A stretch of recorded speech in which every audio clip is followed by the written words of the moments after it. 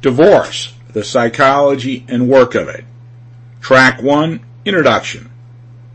The adversary legal system has frequently been criticized by the mental health profession as poorly designed to meet the psychological needs of families. This article explores why that criticism is true.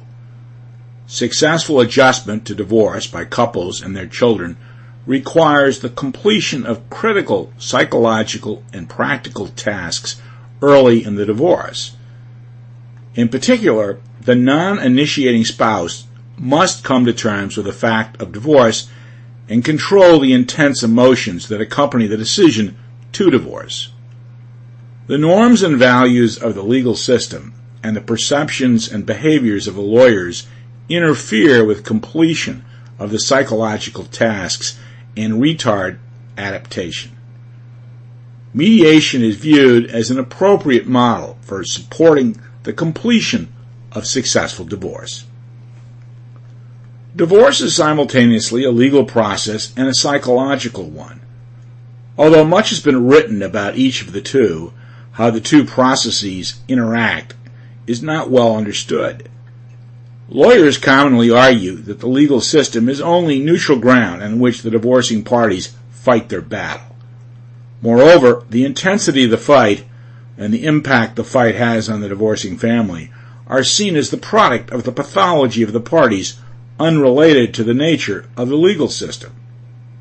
In other words, the legal system is regarded as benign. It is seen as having little influence on the parties' behavior and therefore is not liable when we assess the damage done to families by protracted divorce-related struggle. In this article, we will show how the adversary legal system is by no means a neutral field. To the contrary, we will argue that the nature of the adversary system is the primary source of the pathology that flows from divorce. We will show how the norms and rules of the adversary system shape and augment conflict by interfering with the adaptive behavior necessary to successfully deal with the challenges divorce poses to both individual and family systems.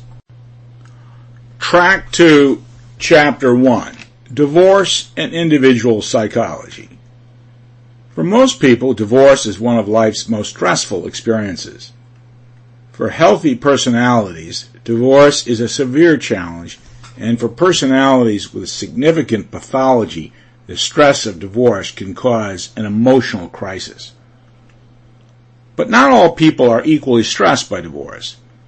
To better understand the emotional crisis of divorce, it is useful to consider the distinction between the initiator and the non-initiator of the divorce, for it is the difference in the two roles that shapes the way the couple manages or fails to manage the divorce.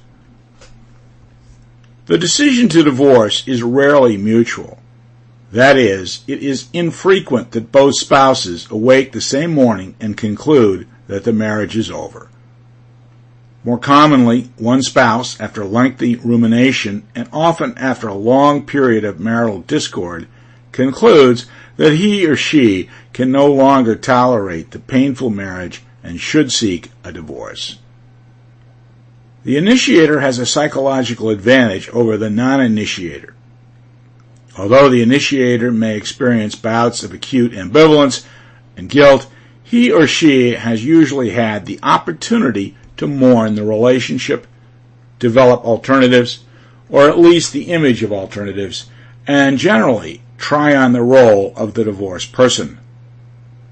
It is not uncommon to find that the initiators, long before telling their spouses that they want to divorce, have begun to develop separate social lives, have begun revamping careers, and in some cases have found another person who provides intimacy and emotional support. For most initiators, divorce represents a substantial improvement in their lives. This fact has an important bearing on the ability to adapt to the challenges of divorce because it provides important motivation to make the myriad of adjustments divorce requires.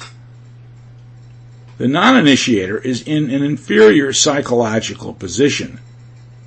Some non-initiators Sample complete.